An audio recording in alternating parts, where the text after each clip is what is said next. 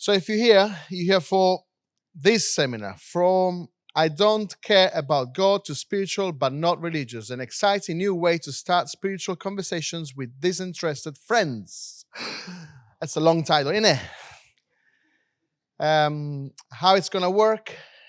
Andy will speak for about 50 minutes, I was told, and then there will be time for questions. So as he speaks, write down your questions or keep them in mind.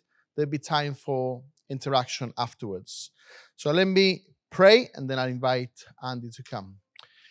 Lord, please keep us awake, concentrated and focused. We want to learn. We want to grow. In Jesus' name, amen. Please, Andy, come in. Come here. Oh, come here. Come here. Oh, that sounded very assertive. That was fantastic. Right. Just 2 words about you. Who are you? 2 words about me. I'm Andy. Okay, that's 3 words.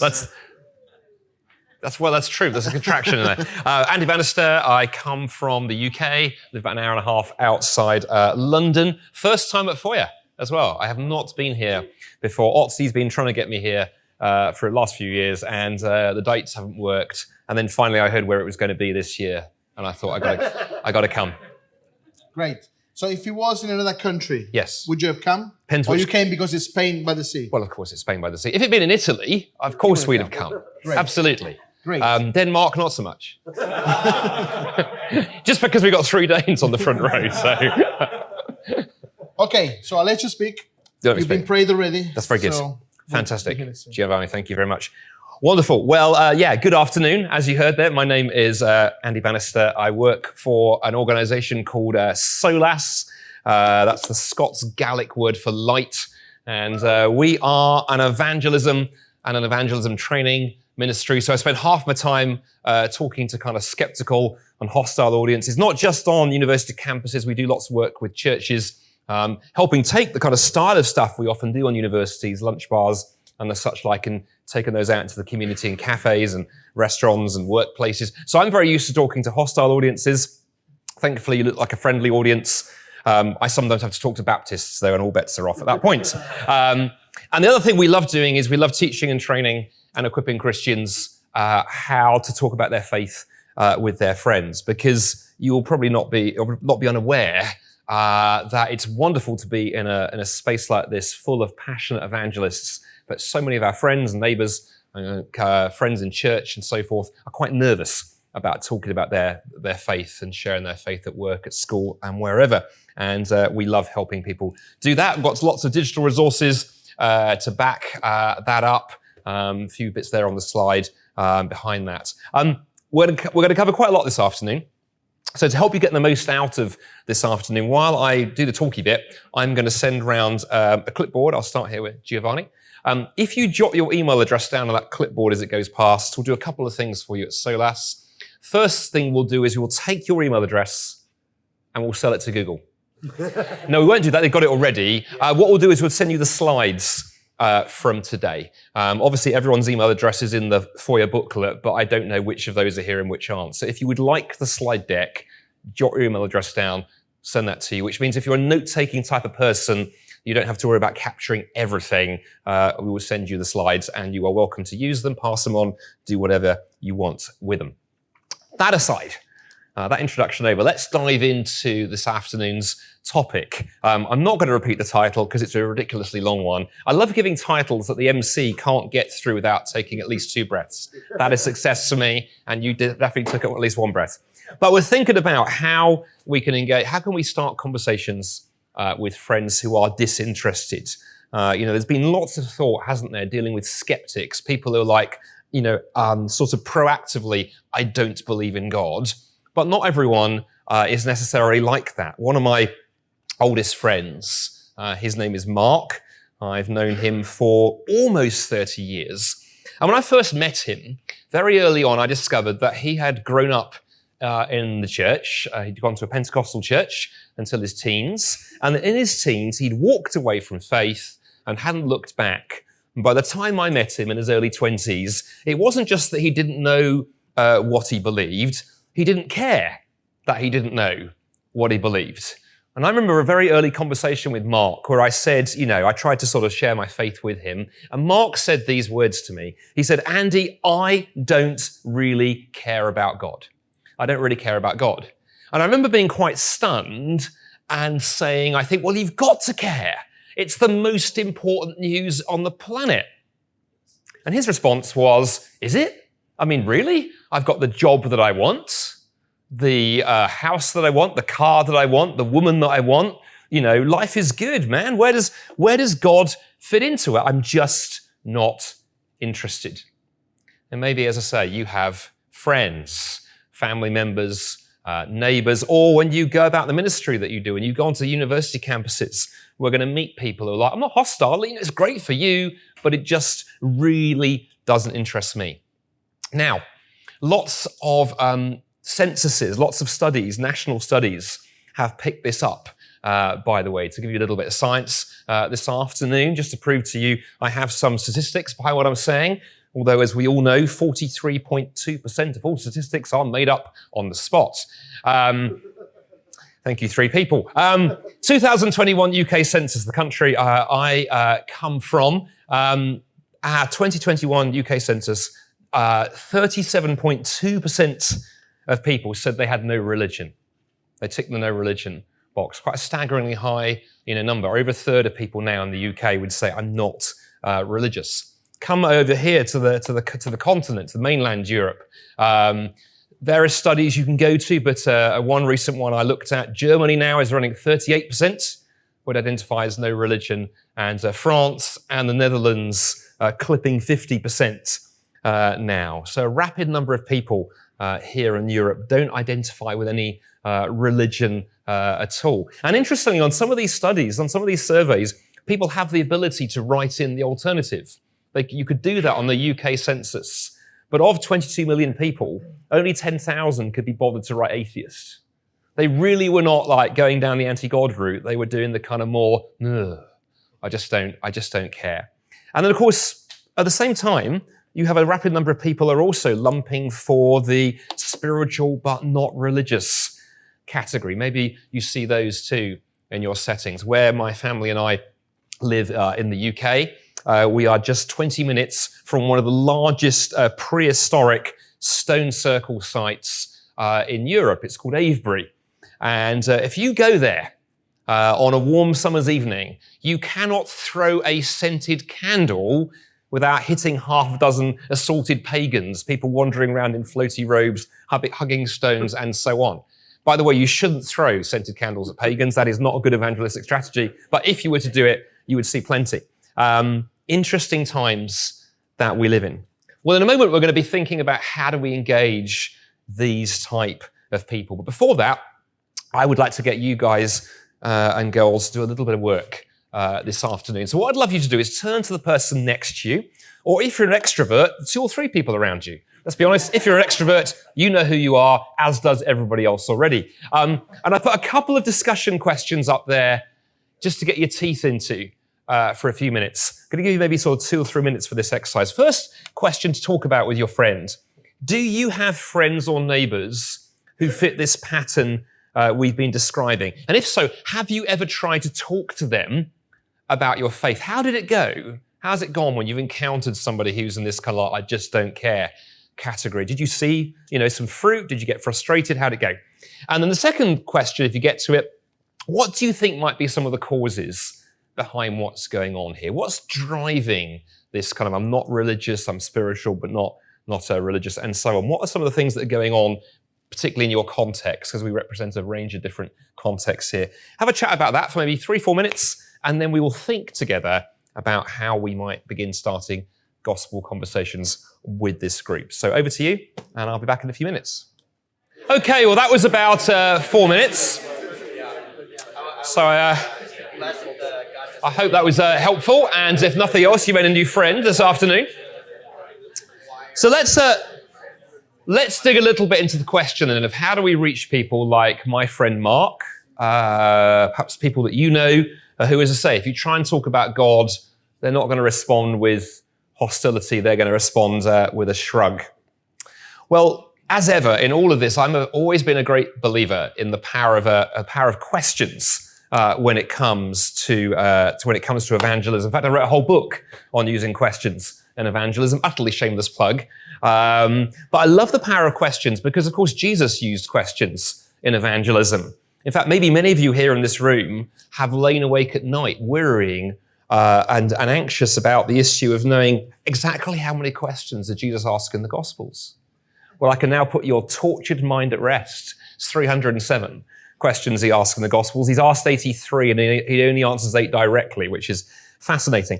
But Jesus loved to ask questions. And I think when it comes to this group, the kind of spiritual, not religious, disinterested, there's a particularly powerful question that I love to use and I've found over the years can be really helpful for cracking open spiritual conversations in places where it might look like the ground is a parched desert, but actually you can discover there's more going on. And I like to call it the have you ever wondered question. And what I'd like to do is illustrate it to you, first of all, tell you a story of actually one of the friends who first introduced me to it and a context he used it in. Then we're going to think about the methodology. What is going on in the story that I just tell you? Then I'm going to give you a couple more examples so you can get your heads around it. We'll do a bit more group work, and then we'll draw the threads together, have Q&A, have some food, go to an evening thing, fall asleep, and that's the rest of the day. Gone, but there we are. Yes. Yes, exactly. Not at the evening do. Thank you. Very, very good point, Michael.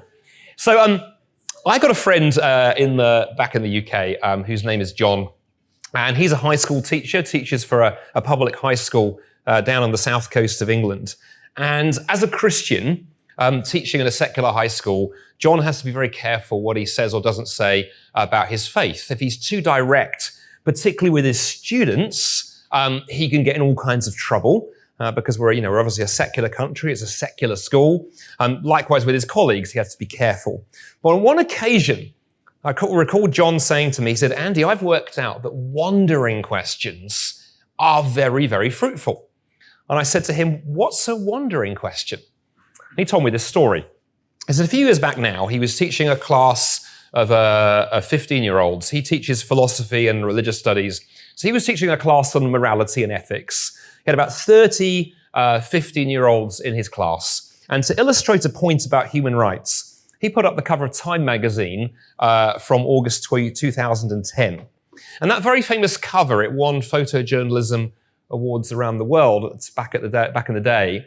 It portrays the beautiful but mutilated face of a young woman called Bibi Asia. At the time of the story, she was a 14-year-old Afghan teenager. She had been forcibly married off to a Taliban warlord in his 50s, who proceeded to horribly mistreat her. So she ran away from the home, but she was captured. They dragged her back again. They cut off her nose. They cut off her ears, and they left her to die. Thankfully, she was rescued by UN aid workers. And if you Google her today, look her up today, absolutely transformed life. It's a story that ends well. But the story of what was going on at the time was quite dramatic. And so John told this story to his class. And then he asked his class of 15-year-olds, he said, okay, who here thinks that what was done to Bibi Asia was wrong? He said to me, Andy, thankfully every hand in the class went up. It is never a good day when you discover a psychopath in the back row. So he then asked the follow-up question. He said, okay, why is it wrong? He said, now there was a longer period of silence, sort of nervous shuffling of feet, before finally a kid, actually in the back row, called out, well, they violated her human rights, Mr. Broadbanks. They violated her human rights. And John said, that's a great answer, Sarah, a great answer. But tell me, why is that wrong? Why is it wrong to violate someone's human rights? And John said for about 5 minutes, the kids would make suggestions, and he would just smile and say, but why? Finally, a lad, a boy in the front row, literally punched the desk in frustration and shouts out, well, it's just flipping wrong, sir. Absolutely the adjective that an angry teenage boy would use in the UK. We are a polite society. It's flipping wrong, sir. And then John was able to make his move. He said, have you ever wondered why we place such a huge weight upon human rights? Why is it that we grant human rights and value and dignity to human beings? We don't give them to ants and aardvarks and lettuces and real estate agents and Just checking you were still awake. Why do we do that? Have you ever wondered where they come from? And the class chatted about that for a bit. And then he was able to add another one in at the end of that discussion. He said, have you ever wondered when it comes to human rights, if we need to think very carefully about other things that we believe? If you believe in some kind of God, it makes a lot of sense to talk about human rights because God gave us value and dignity. On the other hand, if you think we are just an accident of time plus chance plus matter, it's rather hard to make sense of them. What do you think? And he said, not merely did that lead to an amazing discussion for the rest of the class that spilled over into the corridor afterwards. Even more amazing, was sitting at the back of the class that day was his head of department, observing the lesson. This man, a self-described agnostic, a man who would say, I don't care about belief in God, I don't know what I believe, I'm not interested. This guy came up to John in the staff room at the afternoon coffee break and initiated a conversation. He said, mate, that was an amazing discussion that you led with the class back in that period. It had never before occurred to me that human rights is a stupid idea if there is no God. And John said, I don't think I was quite that blatant with the students, but yes, good summary. His colleague then said, maybe there are other things that don't make sense if there's no God. And John was like, yeah, I think there probably are. And then even more astoundingly, his colleague paused for a moment and said, I admit I've kind of taken the God question and kind of stuck it under the table, under the bed for the last few years and tried not to think about it, but maybe I should think about it one of these days. And John was able to very gently say, that sounds like a wonderful idea. And any time that you're ready, for that conversation, I'd love to take you for a sandwich at lunchtime. We could buy a beer after work and we could talk more about that. And John got there with a wandering question. So what precisely was going on in that story? What was John doing? What framework was he using? Why did that question, have you ever wondered, why did it work so well? Well, John was actually tapping into a much older idea, quite a very, very old idea, but part of the way we get to that very old idea, a more recent and a slightly older version of it, goes back to a gentleman that many of you in this room will have heard of, C.S. Lewis. C.S. Lewis wrote many things, as we know, but he wrote essays as well as books.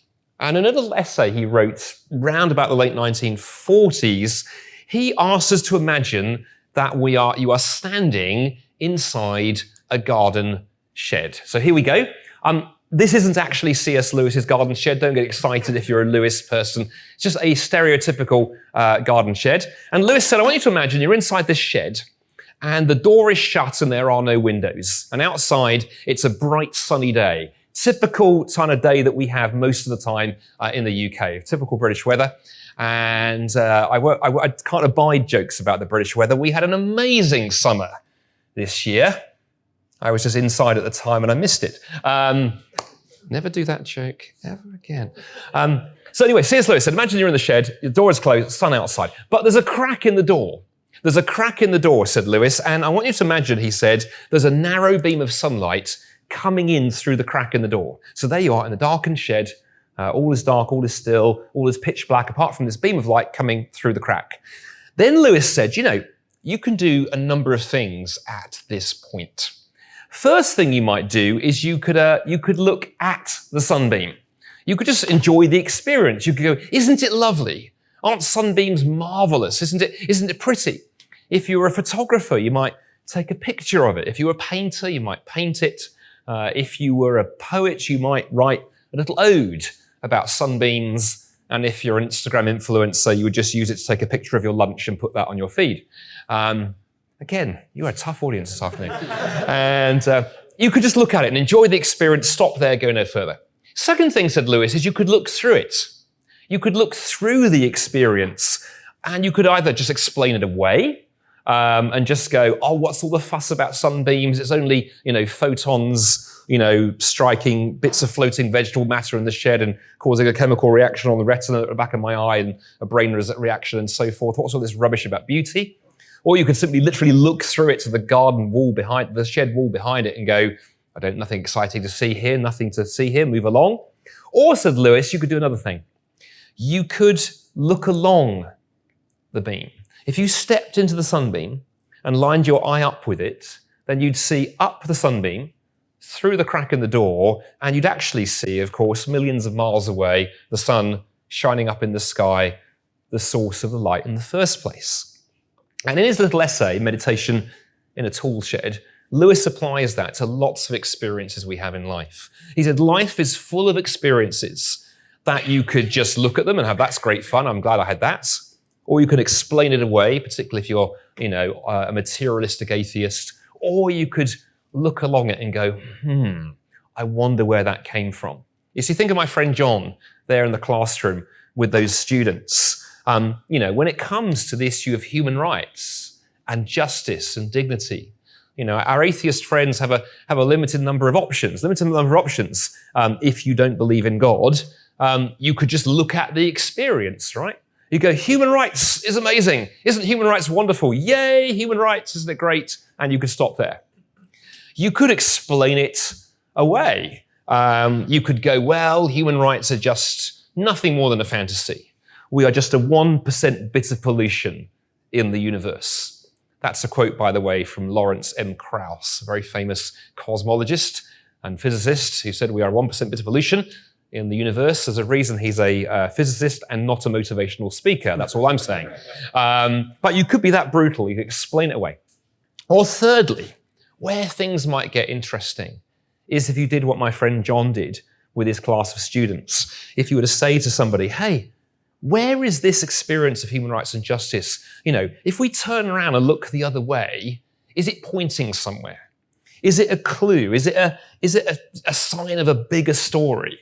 If the sun lies at the back of the sunbeam in Lewis's illustration, what lies behind an experience like human rights, justice, dignity, and so on? And that's where the wandering question becomes really helpful. Because what it enables us to do, very gently, very non-aggressively, very winsomely, is encourage our friends to begin thinking a little bit about the things that already really matter to them. Most of our friends, unless you hang out with psychopaths, care about things like justice. They care about things like beauty and meaning and human rights and love and free will and music and art and literature and so on and so forth. And all of those things are areas that, with a wandering question, you're going to encourage your friends to think about and maybe just begin suggesting and hinting these things they already care about fit better into a world with a God behind it than a world that is nothing more than atoms dancing in the void. Well, let me give you two more examples, because for some of us who this is a new way of doing things, you may be going, gosh, how does this work? Let me give you two more examples of how you can use this, and quite different ones, to show you how you can use a wandering question across a whole range of areas. So let's think about the question of love for a moment. An excellent example of a wandering question comes from Foyer's very own Michael Otts, who is flipping sitting in that row. So I was saying to him, there's nothing worse than trying to tell somebody else's story when they're sitting in the room, and he can sit there going, well, that's not how it happened, that's not quite right. And this is worse because I've done what authors always do, which is combine two different stories from two different friends. He was the main one, but then a year after I'd heard his story, a very similar encounter happened with somebody else. So we writers tend to be very naughty and kind of merge details together. But for the sake of this, you can blame Michael, give him the credit if you like it, and blame him if you don't like it.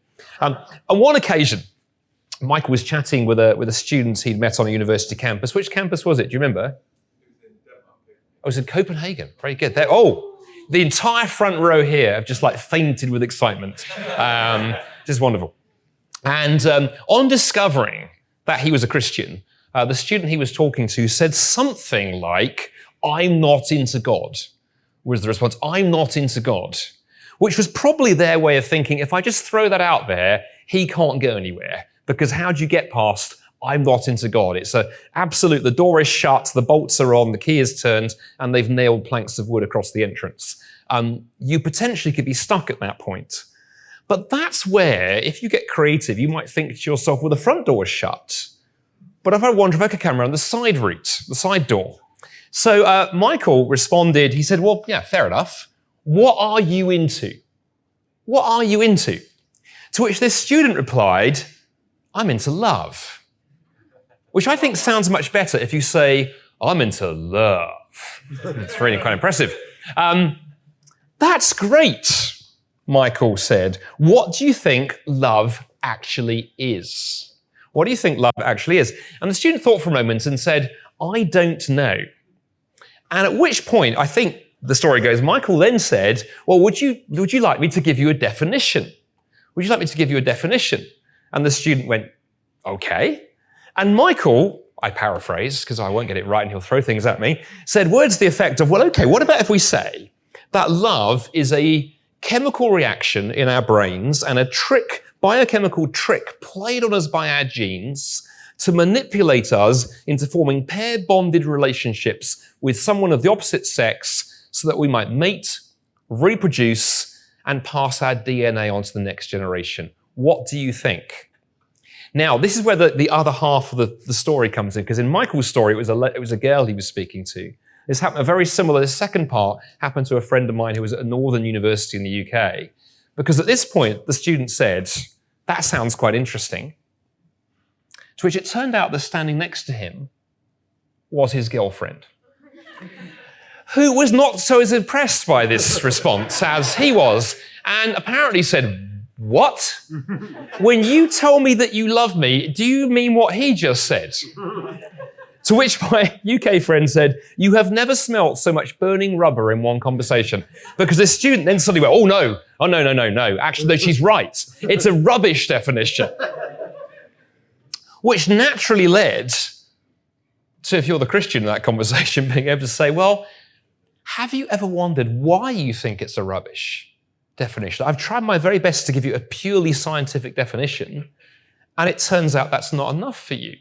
And I think I understand why, because most of us, when we talk about love, we mean we want to be loved unconditionally, love for who we are, not what we can give. There's a whole number of things that we attach to the word love, not just the idea that it's our genes jostling about with one eye on the preservation of the species. So have you wondered why the answer I gave you is not enough? And that started a conversation that got into God territory quite quickly, because it enables you to say, well, as a Christian, I think the reason that love really matters and we long for it is we were created by a God of love who designed us to love him and love others in return. And I guarantee that's a better definition than the one that I just gave you. What do you think? So that's one example. Another example of a have you ever wondered question. Let me give you another one that's entirely different, wildly different, because I hope what you'll catch this afternoon is, my word, whatever it is my friends are into, I can poke around with wandering questions and get them thinking spiritually. So let's, for a different example, think about stories for a few moments. You see, a strong contender for the most famous phrase, the most famous 4 words in the English language would probably have to be once upon a time. Whether we are old or we are young, we humans, we love stories. Human beings have always loved stories. And that's shown by sort of history and archaeology, right, as well as contemporary culture. Some of the oldest artifacts that human beings have left are the cave paintings you can find in some of the caves in France that go back to 17,000 years ago, 20,000 years ago, or you could look at the most recent movie that's hit the screens at your multiplex cinema. Human beings are storytelling creatures. But some stories, I don't know if you've noticed this, some stories are very much here today and gone tomorrow. They don't hang around, they're ephemeral, they sort of trend briefly on social media and then they're gone. Other stories, though, last for decades. They sell millions of copies, they become classics, and they're retold generation after generation after generation. And one thing I like to say when I'm introducing this theme with a friend is, have you ever wondered why it is that the stories that have the greatest longevity are stories that tend to have a common theme? They tend to be about the triumph of good over evil. That tends to be the theme behind most of the most successful stories ever. I mean, many examples we might give, showing my own kind of sort of movie and novel reading predilections. Whether it's Katniss bringing down the establishments in the Hunger Games, whether it's the fight against the Empire in Star Wars, whether it's Harry Potter versus Voldemort, or whether, of course, it's the defeat of Sauron in Lord of the Rings, a novel that I read once a year, showing that I'm a total nerd. Those stories have sold billions of copies and founded franchises, but they all have the same common theme. It's all about the triumph of good over evil. But the question I'd like to ask my story-loving friends when I sort of push into this area is, have you ever wondered, why do we love stories like this? Why do we love stories where good triumphs over evil? After all, if we live in a godless universe, all that matters is survival and reproduction. And in that kind of universe, the only authentic story out there would be something like The Very Hungry Self-Replicating Molecule, which I suspect would be somewhat lacking in the plot department. But it gets trickier. It gets a lot trickier, because if we live in a godless universe, not merely are stories of good triumphing over evil a bit pointless, they're nonsense, they're also a bunch of old lies. We have to be honest for what they are, because in a purely material universe, a godless universe, good doesn't win. Good does not win. It simply doesn't. Chaos wins.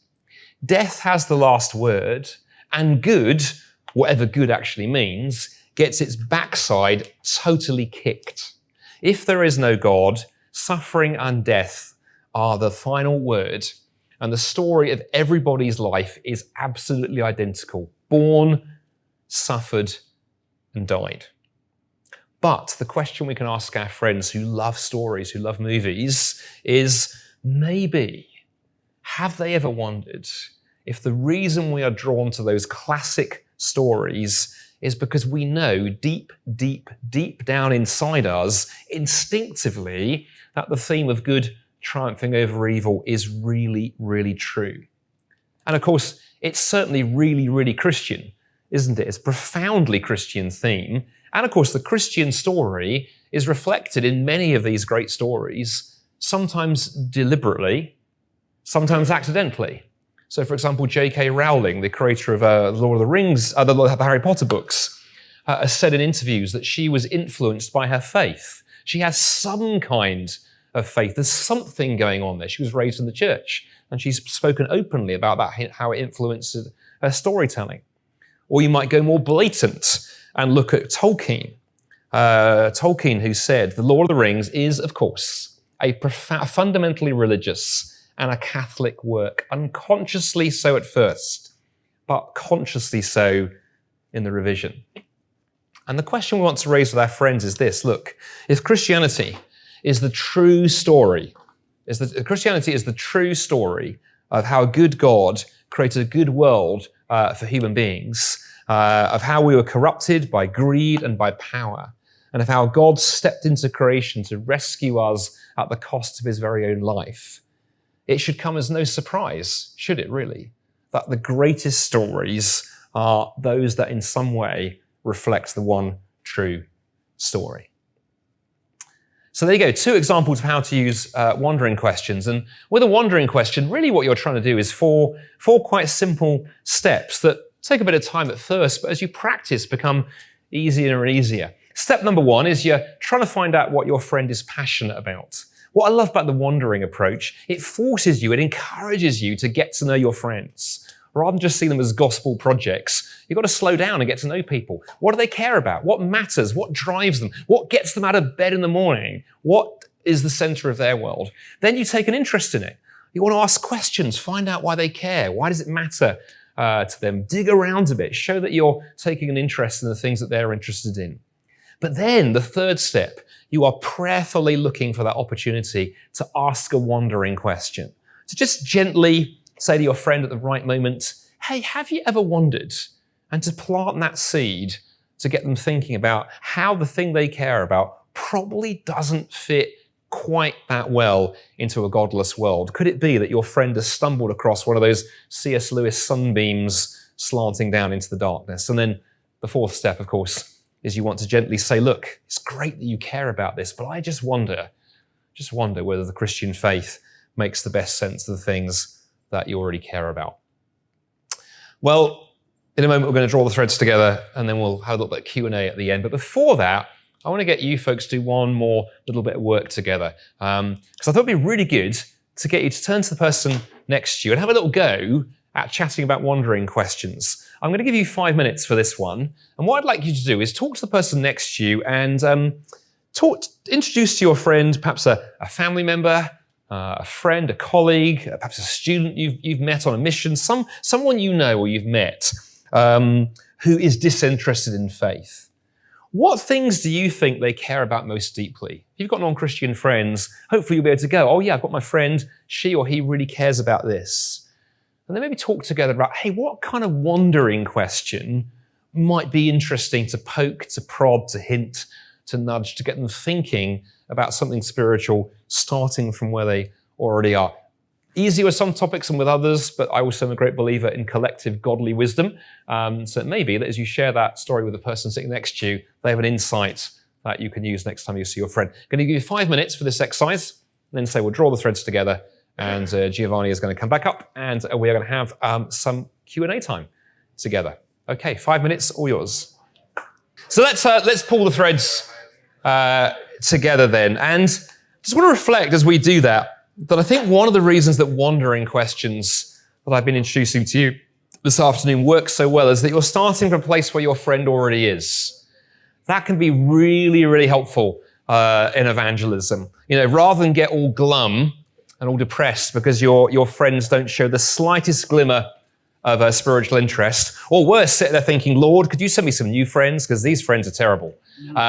You're starting with where they already are, which is really, really helpful. You're starting with things they already care about. And when that happens, and when the light bulb goes on and the threads come together for them, amazing things can happen. I've got another of my friends back in the UK. His name is Andy Kind. Andy is a professional Christian comedian. He likes to call me an unprofessional Christian comedian. He is a professional Christian comedian, but he came to faith in his 20s through wandering questions. And he did what any normal person does. He turned his testimony into a comedy show called Hidden in Plain Sight and toured it around the country in comedy clubs, and then wrote a book about the experience. And really interesting to hear the heart of what it was that led him to faith in his 20s. Listen to what he says. And he says, in my early 20s, I didn't really know what I thought of the big story that the universe is telling. There seemed to be an infinite number of religions, philosophies, and conspiracy theories which sought to account for how and why the universe is as it is, and I wasn't sure which of those big stories out there was the real deal. But I did know something about my little story. I knew that I believed in love. Not just love, but unconditional love. I wanted to be loved without fear of rejection. Love for who I was, not based on what I did. I knew I believed in justice. I knew I believed in purpose. I knew I believed in freedom. And I knew I believed in beauty. And I believed that death felt unnatural to observe, no matter how many times I observed it. And he goes on in his testimony to describe how it was Christian friends and his life who helped him join the dots and put all the pieces together.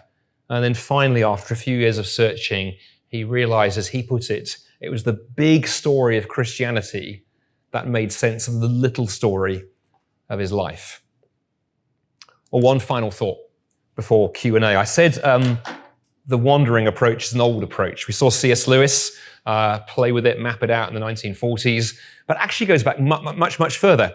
And you can find a really good example of it on the pages of the New Testament, where in Acts 17, that famous passage where Paul is there in Athens, we're told, and Luke tells us that Paul in Athens, he wanders around, he does the tourist thing, he goes and sees the sights, and he sees the statues and the temples and the idols and all the pagan polytheistic paraphernalia. And he sees all of this and he gets, rightly kind of upset. He was a Pharisee before becoming a Christian. He knows his Old Testament. He knows the Old Testament is pretty down on idolatry.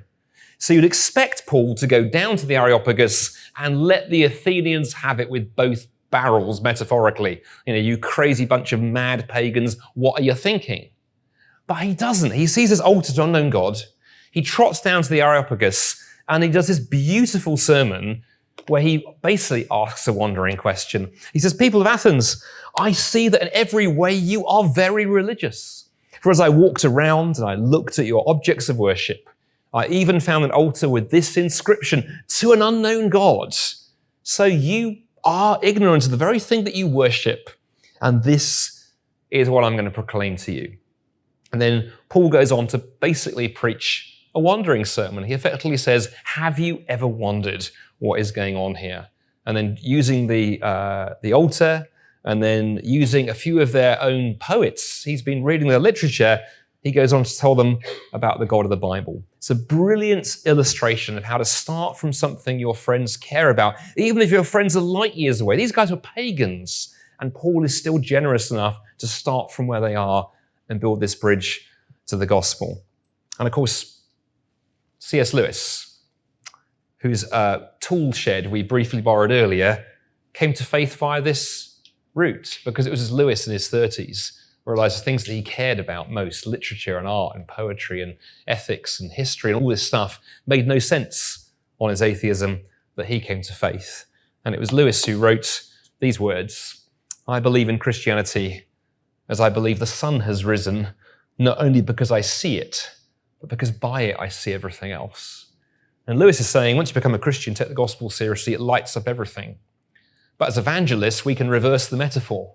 And when we're with our friends, we can say to them, "Hey, have you seen this patch of light here? And this bit of light here, and this bit of light here? Look at all these amazing things that you're into and that interest you. Have you turned around and looked this way? I wonder if they are all signs to a bigger story."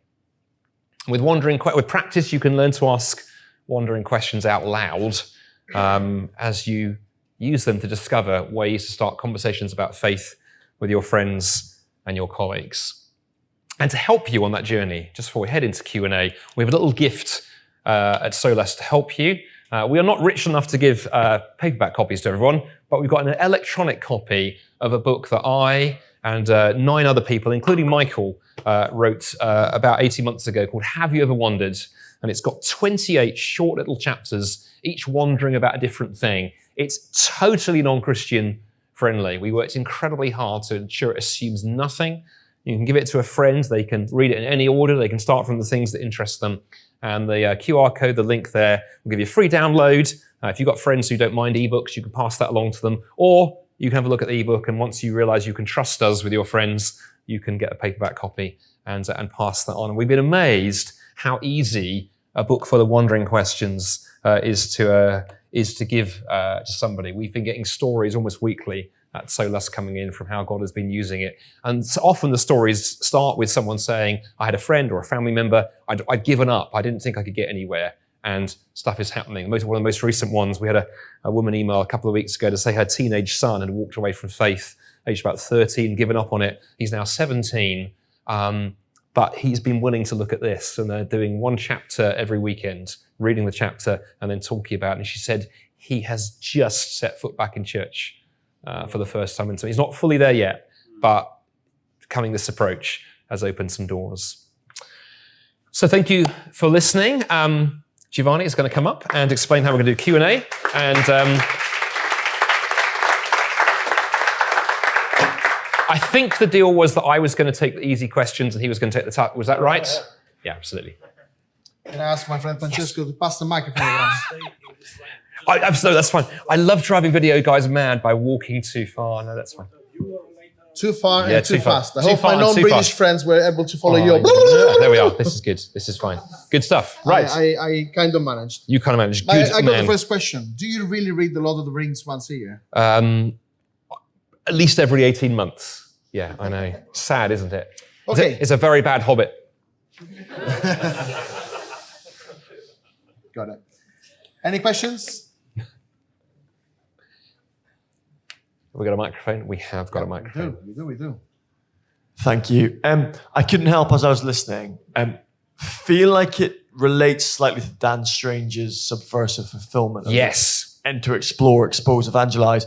And then you went to Acts 17, where he goes for that as well. Yes. Would you say they're actually two really similar approaches to evangelism? Or do you think there are subtle differences and the two can learn off each other? What a brilliant question. Dan, Is that a difficult one? Should I take it? Or? No, that's a reasonable one. So for those of you who don't know Dan Strange, he was at Oak Hill College for a time. He now works for an organisation called Crosslands in the UK. Dan and I are quite good friends. And the method that you described there, that first came out, I think, in Plugged In, was the book that he wrote that unpacks that. He was writing that around the same time we were developing Have You Ever Wondered? So there was some wonderful example of kind of convergent evolution there to annoy everyone who doesn't believe in such things. So I would say very, very, very similar. His framework is slightly different to ours, but it's the same basic idea. He does it through 4 E's that you put there, which I always forget the order. But the same basic idea that you start with where the person is, you know, enter into their world, seek to understand it before you kind of leap in and judge.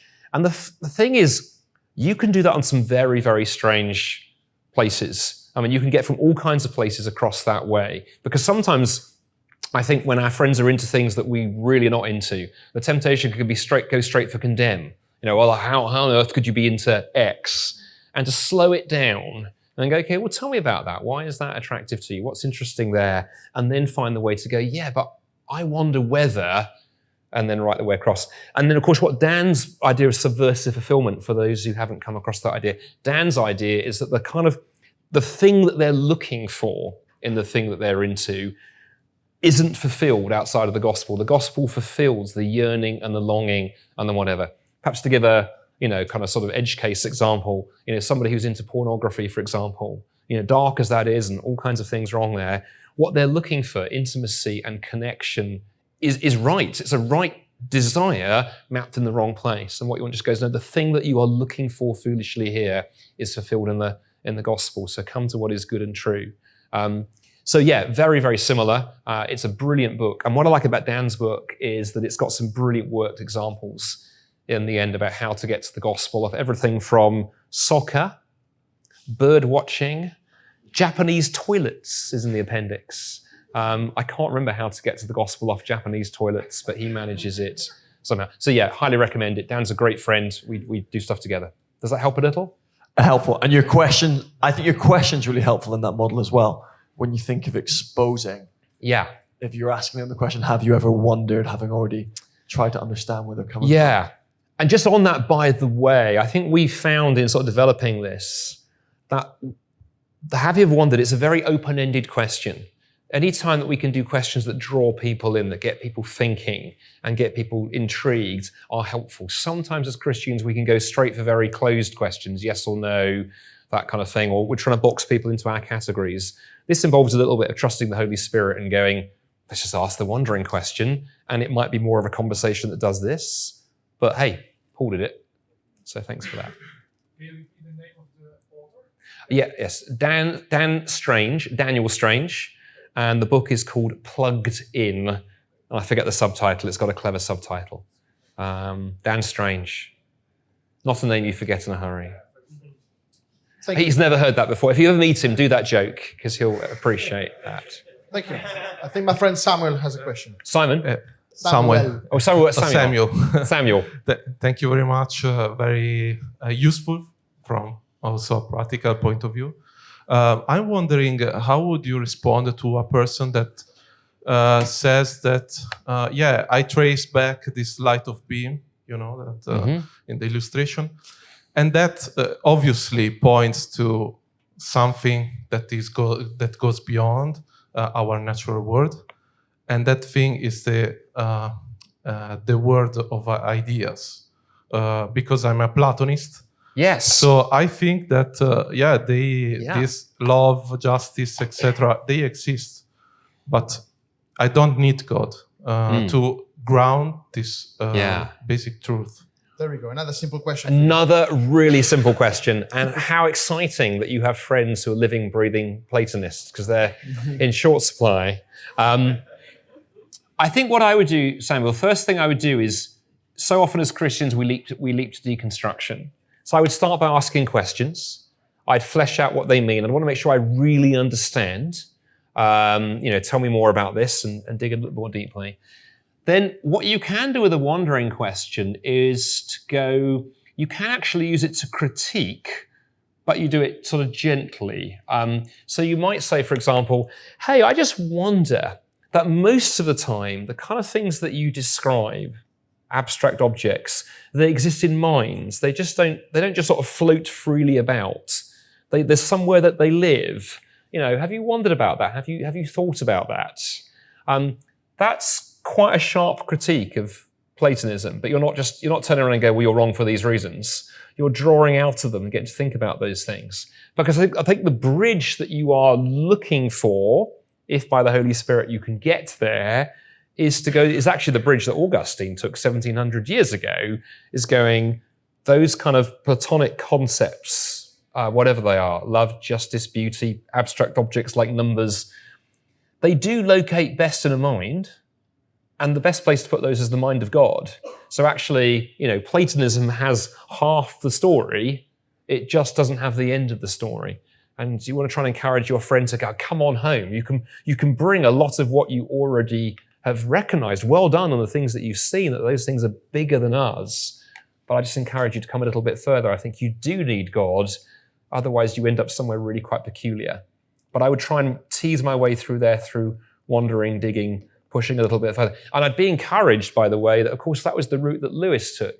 C.S. Lewis's journey from atheism to Christianity began, the significant shift, he said, was his move from atheism to idealism. In fact, the ideas are primary, not full-blown Platonism, but he was in the territory. And then then it was theism, and then it was Christianity. So thank you, Samuel, for that.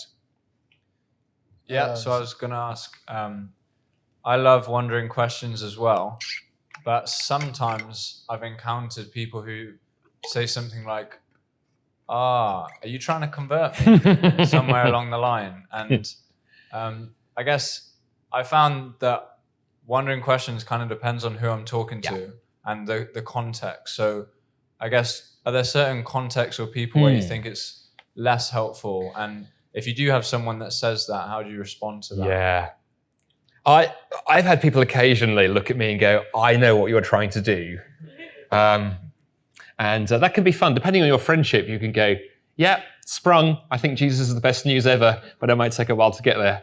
I think don't dance around it. If someone says, you're trying to convert me, I mean, you could say, look, I don't actually believe I can convert you. That's not my job. That's God's job. I do think Christianity and Jesus are the best news ever.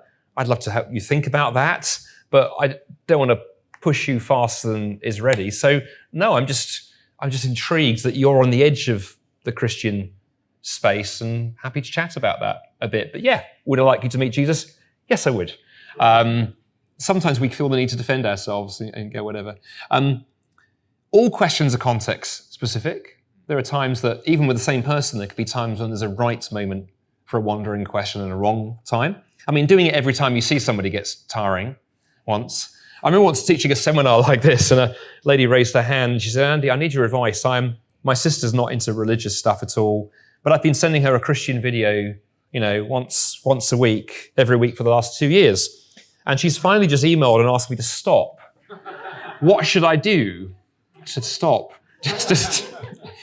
So yeah, if every time you watch a movie with your friend, you're like, have you ever wondered about storylines?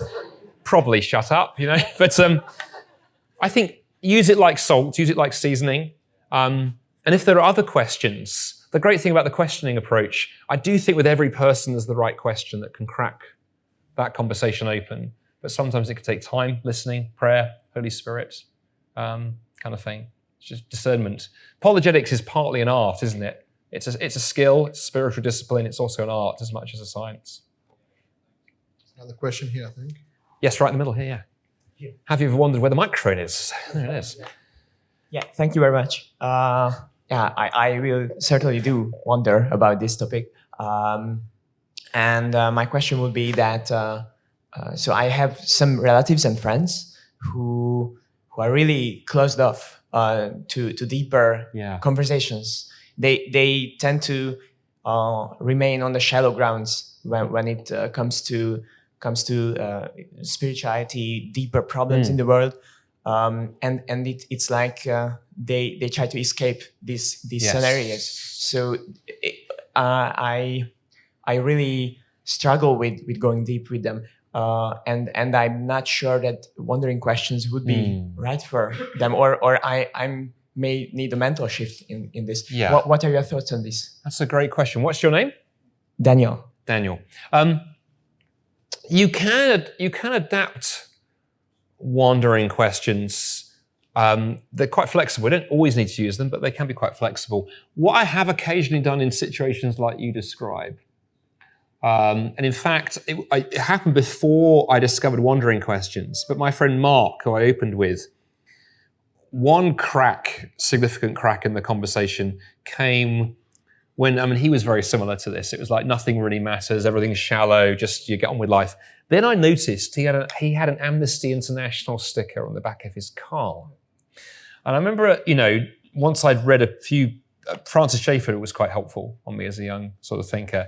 I sort of took the kind of Schaeffer route and said, but, Mark, help me out here, because why does this matter? Why does it matter what happens to political prisoners on the other side of the world? It doesn't affect your life, your girlfriend, your flat, your car. Why does it matter?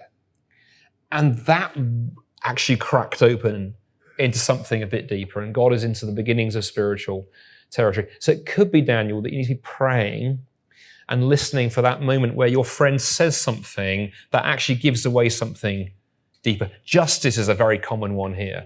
People who play in the shallows and then something happens to them, a friend, or just on the telly, on the TV, or whatever, and they come up with a comment, and you can leap with a smile. Do it with a smile and go, hey, just a moment, I thought you were a happy-go-lucky kind of person, and you've just got outraged at what's just happened. What's going on there? Because I think we can't live in the shallows. We're like whales. We were made for deep water, and if we splash around in the shallows, we get a little bit sickly and sunburnt and so on. So yeah, be praying for your friend that there's that opportunity. Sometimes you have to pray for a while. Think of the persistent widow in the Gospels. Asking. I've had friends. Sometimes it takes some time before the moment comes. But yeah, look for that, and then you can push a bit harder with a wandering question. Thank you. Thanks, Daniel. Thank you, Daniel. Any other questions?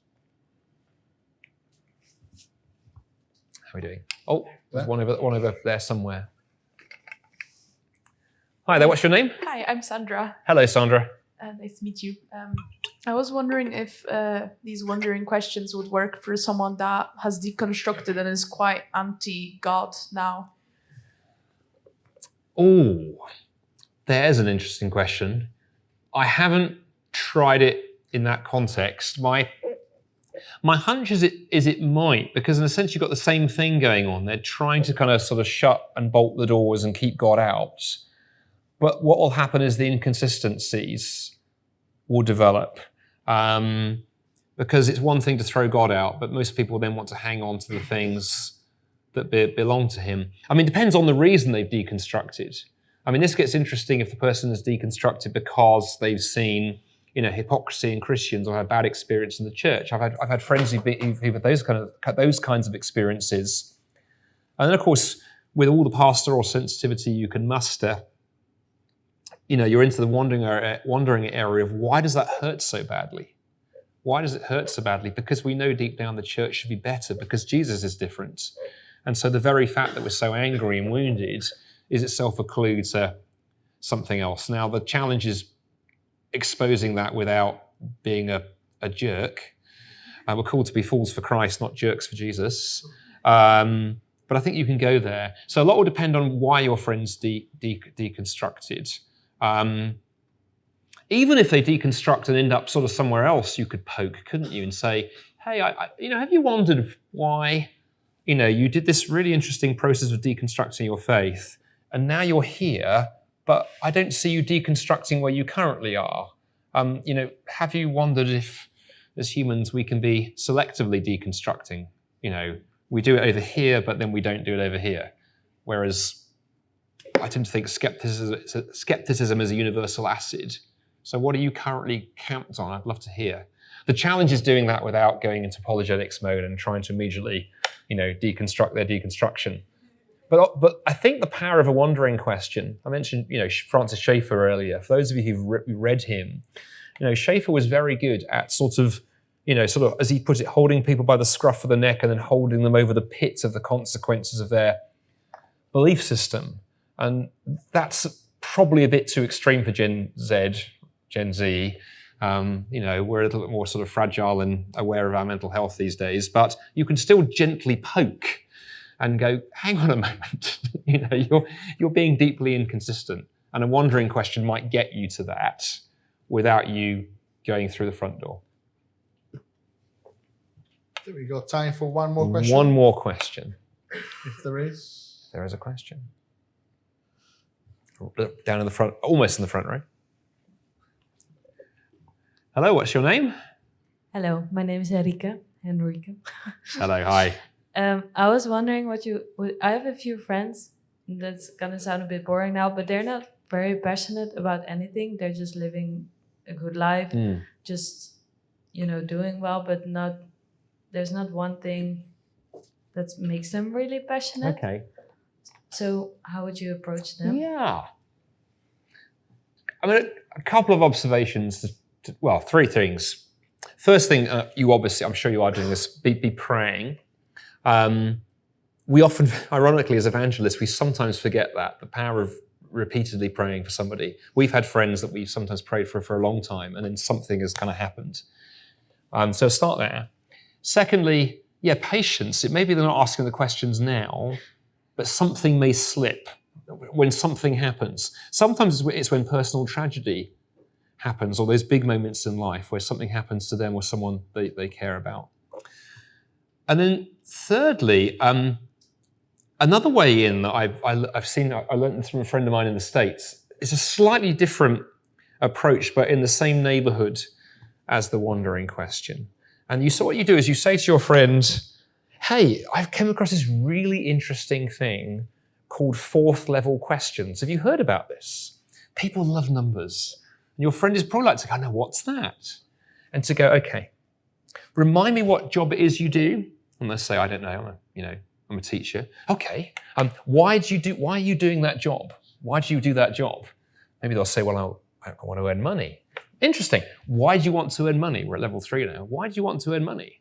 Well, I guess I want to, provide for my family. Interesting. Why do you think providing for your family is a good thing? That's level 4. My friend Nathan, who taught me this, said, usually at level 4, you're onto the deep stuff. You've got there in degrees. You've helped your friend into wandering territory.